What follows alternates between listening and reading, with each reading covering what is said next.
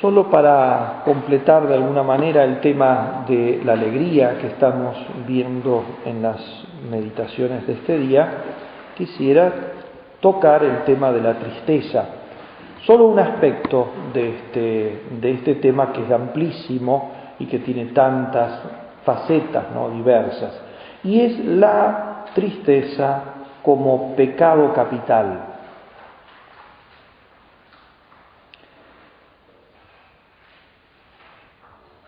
La tristeza, entre tantos aspectos que tiene, porque la tristeza también es una pasión, y por lo tanto como pasión no es ni buena ni mala, sino que lo será según su objeto, tiene también esta faceta que una de las acepciones que admite es la de tristeza pecaminosa, y a su vez no solamente un pecado particular, sino un pecado capital, es decir, que es cabeza, que es origen de muchos otros pecados.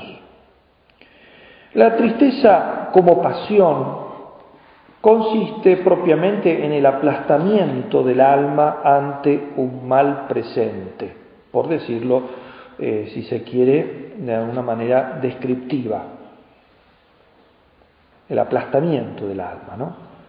Hay ciertamente, desde el punto de vista de la tristeza como pasión, tristezas buenas y tristezas malas, como digo, según los objetos. De la misma manera que hay tristezas que son sensibles y hay tristezas que son espirituales. Incluso hay tristezas virtuosas, como por ejemplo la que nos causa el pecado que hemos cometido o la nostalgia del cielo.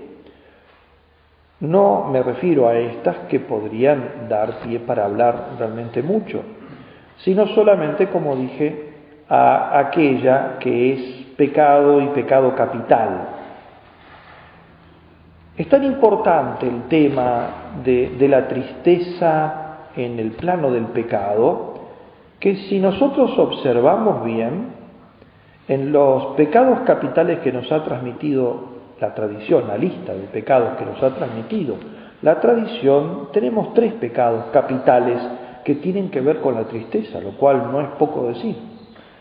La tristeza propiamente dicha, a la que me quiero referir aquí, luego la asedia, que es tristeza de las cosas espirituales por el esfuerzo que éstas puedan exigirnos, y la envidia, que es tristeza del bien ajeno, visto como de alguna manera un mal para nosotros, ¿no? En la espiritualidad cristiana nosotros tenemos 2 tradiciones que han recogido la doctrina de los pecados capitales. En una de ellas se señalan estos 3 vicios que acabo de mencionar, poniendo de esta manera 8 pecados capitales, si se incluye entonces asedia por un lado, envidia y tristeza como algo aparte, tenemos entonces después con los demás vicios capitales 8. Otra, en cambio, que se hizo fuerte con San Gregorio Magno, el cual quería resaltar ese número 7, que es tan importante bíblicamente. 7 indica la totalidad de algo, entonces justamente dejó de lado la tristeza propiamente dicha, englobándola en la asedia, que como digo es un modo de tristeza, ¿no?, junto con la envidia, y de esa manera entonces quedaban solamente 7 vicios capitales. Y esta es la enumeración que tuvo mucho éxito, ¿no?, pero como contrapartida se perdió de alguna manera de vista el tema de la capitalidad de la tristeza como tal, ¿no?, aunque muchos autores siguieron recordando esa gran verdad, como por ejemplo San Felipe Neri, en esa frase que recoge Don Bosco y la repite, ¿no? La melancolía, se refiere a la tristeza, es el 8º pecado capital. Frase de Don Bosco citando a San Felipe Neri. Porque es cierto que hay muchos problemas de tristeza enfermiza, que es lo que antes se decía melancolía y hoy algunos dicen depresión, y usando muy mal todos estos términos, mezclando mucho. Pero es también cierto que muchas tristezas tienen algo de voluntario en cuanto, por ejemplo, no son combatidas, o en cuanto, por ejemplo, se juega con ellas, también en cuanto que algunos las usan como instrumento para llamar la atención, ¿no? Jesucristo habla de esto, por ejemplo, de los fariseos, ¿no? Blanquean la cara y todo eso para mostrar que están tristes de alguna manera por las penitencias que están haciendo, de una manera, por lo tanto, de atraer la atención de los demás, o a veces para sacar tajada de los propios caprichos, como muchos niños, ¿no? Se muestran tristes, apesadumbrados por ciertas cosas, ciertos permisos que no le dan los padres, bueno, para que no ande con esa cara, le conceden y por lo tanto están usando esa tristeza como un instrumento para hacer su propia voluntad, o para buscar consuelo de parte de los demás, o porque incluso se termina por encontrar un cierto consuelo en la misma tristeza, como dicen los psicólogos. Uno se termina acostumbrando y hasta le resulta de alguna manera agradable ese estado, con muchas consecuencias nefastas que eso puede llegar a traer más, ¿no? Los daños pueden ser gravísimos. Decía San Francisco de Sales lo siguiente: dice San Pablo, la tristeza que es según Dios obra la penitencia para la salvación, pero la tristeza del mundo obra la muerte. Está citando San Francisco aquí a la segunda carta a los Corintios. Continúa el santo. Luego la tristeza puede ser buena o mala, según sean los diversos frutos que causa en nosotros. Es cierto que son más los frutos malos que los buenos, porque los buenos solo son dos: misericordia y penitencia, y los malos, en cambio, son 6: angustia, pereza, indignación, celos, envidia e impaciencia, lo cual hace decir al sabio: la tristeza es la muerte de muchos y en ella no hay provecho alguno. Texto del libro del Sirácida. Porque por 2 buenos riachuelos que emanan de la fuente de la tristeza, hay 6 que son malos. Luego continúa San Francisco de Sales diciendo: el enemigo se vale de la tristeza para ocasionar tentaciones a los buenos, porque así como procura que los malos se alegren en sus pecados, así también procura que los buenos se entristezcan en sus buenas obras. Y así como no puede inducir al mal si no es haciéndolo agradable, de la misma manera no puede apartar del bien si no es haciéndolo desagradable. El maligno se complace en la tristeza y en la melancolía porque él está triste y melancólico y lo estará eternamente, por lo que quiere que todos estén como él. La tristeza mala perturba el alma, la inquieta, infunde temores excesivos, hace perder el gusto por la oración, adormece y agota el cerebro, priva al alma del consejo, de la resolución, del juicio, del valor y abate las fuerzas. En una palabra, es como un invierno crudo que priva a la tierra de toda su belleza y acobarda a los animales porque quita toda suavidad al alma y la paraliza y hace impotente en todas las facultades. Por su parte, Alonso Rodríguez, en ese tratado tan interesante que tiene en su obra Ejercicio de Perfección y Virtudes Cristianas, que dedica todo un tratadito al tema de la tristeza, señala entre los distintos pecados que origina este vicio capital el hastío por la oración. A los tristes les cuesta muchísimo rezar, la aspereza y el desabrimiento, o sea, el mal carácter con los demás, la amargura, incluso hasta hacer perder el juicio. Con lo cual nosotros tenemos que ver la enorme responsabilidad que pueden tener algunos sobre sus propios males psíquicos cuando no ponen los medios para combatir las tristezas. Que después no vengan a quejarse o, bueno, se terminó volviendo loco. Sí, pero ¿y cuánta culpa tiene él? De la misma manera que si yo meto el dedo dentro de una picadora de carne, evidentemente que tengo un accidente y pierdo un dedo, pero la culpa la tengo yo si lo metí voluntariamente. De la misma manera pasa con cosas de orden psíquico. No solamente somos responsables cuando hacemos imprudencias en el orden físico o material. Si me largo a bajar corriendo una montaña, pues me guinzo, me parto, me quiebro una pierna, bueno, pero también tengo la culpa yo, porque eso es lo contrario de lo que enseña cualquier persona que tiene prudencia. Pero también pueden pasar cosas semejantes, correr riesgos de orden psíquico. Cuando uno juega con ciertas cosas o cuando uno no combate ciertos estados que nos insisten una y otra vez, eso no es bueno para el alma, y después yo entro en estados depresivos y todo. Claro, por supuesto que una persona que sufre esos males es una persona de la cual hay que compadecerse, pero no quiere decir que todas las personas que sufren perturbaciones psíquicas no tengan algo de responsabilidad. Algunas de ellas sí las tienen, porque se metieron en cosas que no tenían que hacer, quizá se metieron en la curiosidad del oculto.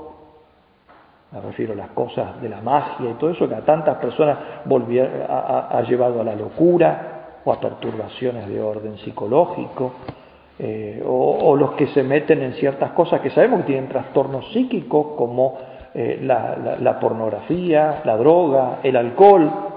Bien, todas las consecuencias que se pueden llegar a seguir de eso tienen voluntariedad también, son voluntarias sin causa por lo menos, ¿no? Y lo mismo ocurre con esto. ¿Cuántas personas que saben que al menos algo de su parte pueden hacer para controlar ciertas pasiones que producen efectos psíquicos, como la ira desencadenada, como la lujuria, como la tristeza y la melancolía? ¿Cuántas de ellas que no hacen lo que tienen que hacer, que no hablan cuando tienen que hablar, que no buscan poner los medios que tanto nos enseñan los santos y los hombres sabios? También hay cierta responsabilidad de eso, ¿no? La inutilidad, sigue diciendo, enumerando Alonso Rodríguez, la inutilidad nos hace inútiles. Una persona triste, una persona que no puede hacer nada, y por lo tanto para los demás se vuelve una carga. Y finalmente dice, todo género de pecado, o sea, porque en realidad, si bien tiene afinidad la tristeza con algunos pecados, en realidad es capaz, por esas carambolas que se van dando en la vida, de ir de una manera despertando incluso pecados que inicialmente parece que no tenían ninguna relación directa, pero que van apareciendo, este porque despertó este porque despertó aquel otro, y así uno termina cayendo en cualquier género de pecados, ¿no? Por eso, dice Alonso Rodríguez, siguiendo algunos autores, dice, algunos la llaman nido de ladrones y cueva de demonios, por todo lo que puede aparecer con ella. También señala la duda de la vocación y hasta la perseverancia, la pérdida de la perseverancia en la vocación, le atribuye a la tristeza no combatida. La misma desesperación y finalmente dice, hasta la misma condenación. De ahí entonces que nosotros debamos realmente poner gran empeño en no dejarnos nunca llevar por nuestras tristezas. Tener mucho cuidado con eso. Y tomar conciencia de los pecados que cometemos por tristeza, o pecados de tristeza que cometemos, que no me refiero evidentemente a aquellas situaciones del alma que no podemos evitar, tristezas son pasiones nada más, pero como digo, de aquellas que no combatimos o de aquellas tristezas que nacen de nuestra deliberada ceguera ante el bien. Cuidado con eso, que muchas tristezas vienen porque, como decíamos en la plática, en la meditación anterior, muchas veces yo no hago el esfuerzo por reconocer los bienes, los dones que Dios me da. Entonces después pienso que no me ha dado nada o que no tengo nada, y de ahí me vienen tristezas que son injustificadas, pero que vienen justamente de no hacer eso. Por eso quiero terminar con esto, que es un poquito largo, extractar algunas cosas, que es algo muy hermoso, un brevísimo librito que escribió el padre Ramón Cue, ¿no? Que se llama Creo en la Alegría. Él tiene una especie de acto de contrición, ¿no? Que se llama Si yo confieso, y donde justamente él va pasando revista de los pecados que cometemos muchas veces teniendo la tristeza como causa. Y dice así, porque es muy hermoso, incluso muy poético, ¿no? Dice: yo confieso ante Dios Todopoderoso y ante vosotros, hermanos, y ante toda la iglesia, que pequé gravemente contra la alegría, que he tenido miedo, mucho miedo, y he caído en el pánico y en la cobardía. Por eso yo he pecado contra el Padre, que es júbilo esencial y surtidor eterno de la alegría, y pequé contra el Hijo, que el Padre nos mandó porque pudiéramos en la carne de Cristo ver su propia sonrisa. Pequé contra el Espíritu Paráclito, que en las plumas de nieve de sus alas abiertas lleva escrito con llamas: aleluya, aleluya, mientras cubre a la Iglesia en el misterio incesante de su fecundidad prolífica. Pequé contra la Madre de la Iglesia a causa de nuestra alegría, que no quiere ni en su mesa ni en su casa ver nunca caras tristes. ¿Por qué no ríes, hijo? ¿Estás enfermo? Sí, madre, enfermo de tristeza. Pequé contra María, pequé contra los ángeles y los arcángeles. Miguel, fortaleza de Dios, me dio miedo el futuro de la Iglesia, sabiendo que tu escudo arcangélico la defendía. O sea, injustificadamente. Claro que hay tantos males, hay tantos pecadores, hay tantas locuras cometidas por los hijos de la Iglesia, pero nos olvidamos de quién la defiende, de quién es la causa, de quién la guía. O sea, perdemos la fe, la empezamos a ver, vemos cosas reales, pero sacamos conclusiones irreales porque no responden a la fe. Nos olvidamos de algo esencial, nos olvidamos de lo que está revelado en la Sagrada Escritura y que es el tema central del Apocalipsis, que es que Dios guía todas las cosas y Él es el que triunfa. Incluso nos dijo cómo lo va a hacer y de qué manera. Rafael, medicina de Dios, afirmé que la Iglesia marchaba a la deriva, sabiendo que en sus caminos sigue siendo su báculo y que fue solo ensayo tu empresa con Tobías. Gabriel, celeste embajador de Dios, yo le anuncié a la Iglesia tragedias y naufragios, sabiendo que en una eterna anunciación de bodas sigue siendo en la Iglesia divino embajador de la alegría. Y pegué contra todos los coros de los ángeles que alzan la Iglesia en vilo y sostienen su vuelo, porque yo les cortaba las alas y frenaba sus ímpetus con mi pánico y mi cobardía. Y pequé contra toda la Iglesia, esposa de Jesucristo y madre mía. Ofendí a los apóstoles, Pedro, Pablo, Santiago, Juan, a los 12, pues mi miedo y mi desesperanza era una vil polilla que al cimiento apostólico de la fe carcomía.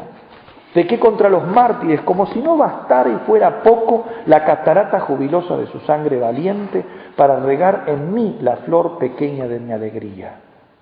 Pequé contra las vírgenes, porque en las noches cerradas me han salido al camino para que no me pierda, con miríadas y miríadas de limpidísimas lámparas encendidas. Pequé contra los santos confesores.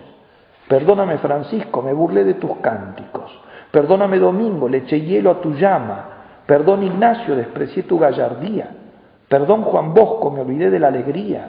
Perdóname, valentísima Madre Teresa, que hiciste regla viva en tus Carmelos la divina alegría. Pequé contra los santos padres y traicioné su herencia, sagrada de códices y pergaminos, sándalo y ambrosía, y contra los doctores y los exégetas y los maestros de teología.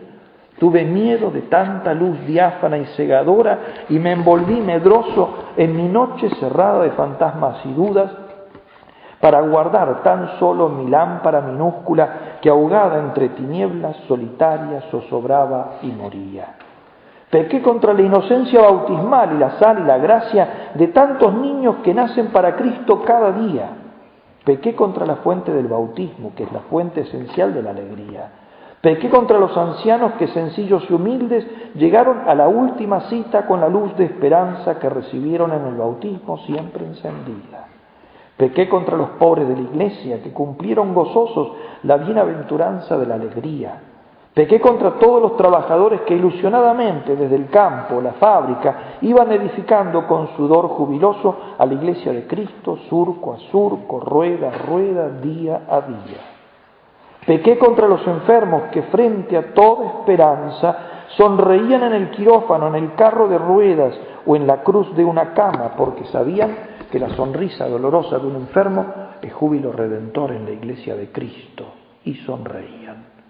Y les pido perdón, con mi tristeza traicioné su sonrisa.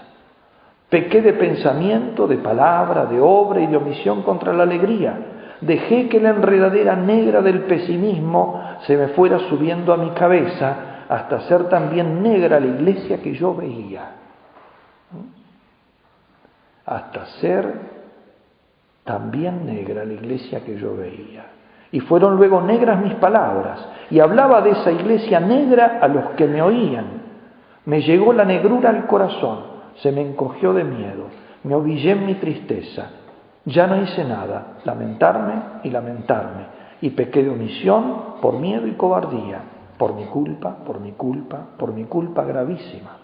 Por eso ruego y pido a los ángeles y a los arcángeles, a la siempre Virgen María, a los santos apóstoles Pedro y Pablo, a los 12, y a vosotros, hermanos, que intercedáis por mí, para que Dios perdone mi pecado de tristeza y vuelva con la Iglesia a la alegría. Amén.